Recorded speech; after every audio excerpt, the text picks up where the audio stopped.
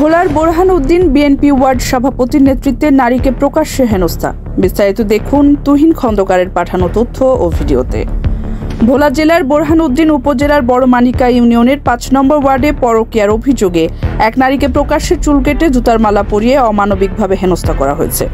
ঘটনাটির video সামাজিক যোগাযোগ মাধ্যমে ছড়িয়ে পড়লে এলাকা জুড়ে ব্যাপক সমালোচনা দেখা দেয়।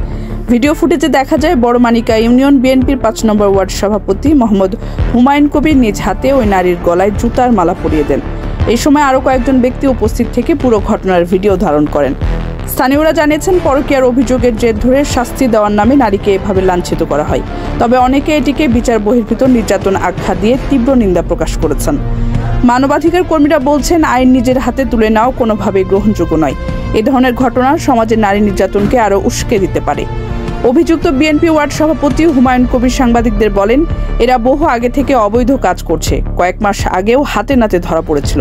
তাই শাস্তি হিসেবে চুল কেটে জুতার মালা দিয়েছি, এরপর তাদের বিয়ে হবে।